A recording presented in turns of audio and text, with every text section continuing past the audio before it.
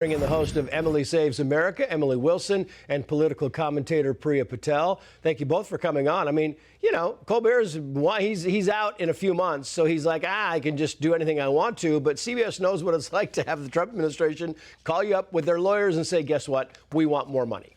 Well, yeah, so what he doesn't understand is you're not allowed to lie. Your show is going to be out soon anyways. They don't want to deal with more lawsuits. They don't want to lose more money. And it's funny when they talk about, oh, you know, he's going to ban anyone. I'm like, you guys banned the sitting president from social media. You guys don't get to use that anymore. You guys did the banning. Trump just watches TV all day. No, he's actually busy ending wars. So. Yeah, it was kind of interesting. I was watching the Grammys, and of course, everybody in the Grammys had to go after ICE, right? As somebody said, it's like going to L.A. and saying, I hate gluten. Everybody's like, yeah!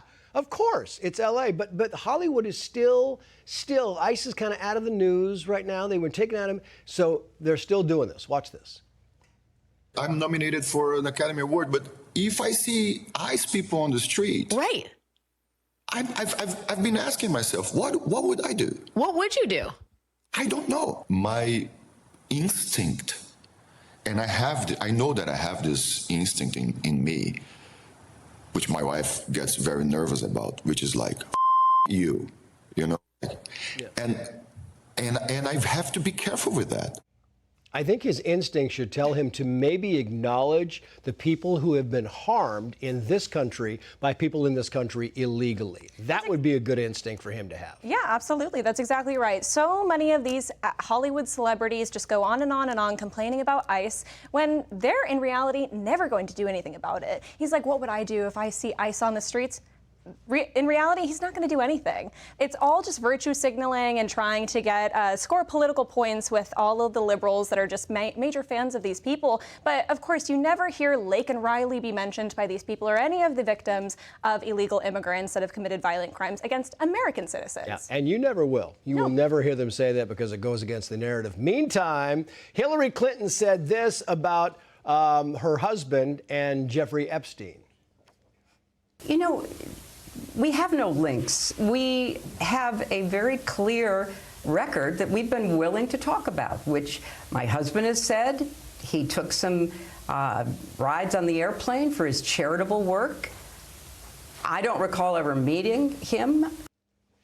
A lot of charity, 170, 190 rides. It's a lot of rides, a lot of charity. And I keep saying if Donald Trump went near the plane, walked on the same tarmac, they'd be saying impeach. You got to get rid of him, get him in jail. Clinton goes on 185 times, and then they say, fine. Yeah.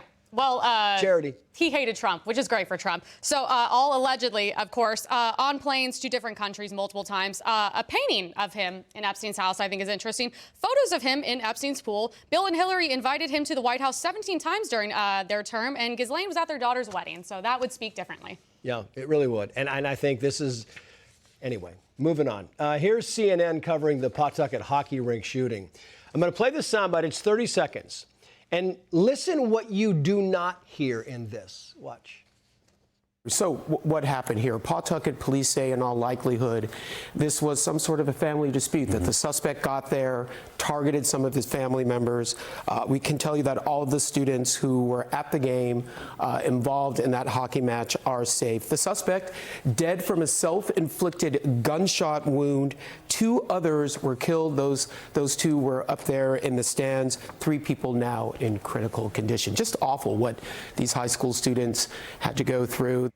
What you did not hear on CNN was the word transgender, which is a big part of this investigation because it's becoming a trend. You can scroll this if you want. I mean, the recent trans shootings here, this is a very valid topic, Priya, and yet CNN's like, oh, we feel it's not valid. It is. Yeah, that's exactly right. And we truly have an epidemic of violence coming from these transgenders. I mean, in comparison to their relative population, they commit a lot of violent crime. And of course, CNN chooses intentionally to leave that out. If you see pictures of this man, you can very blatantly see that this is a self-identifying transgender. But of course, they care to leave that out very conveniently. Yeah, it's not just the lies they tell you, it's the things they do not tell you that matter. Priya, Emily, thank you both.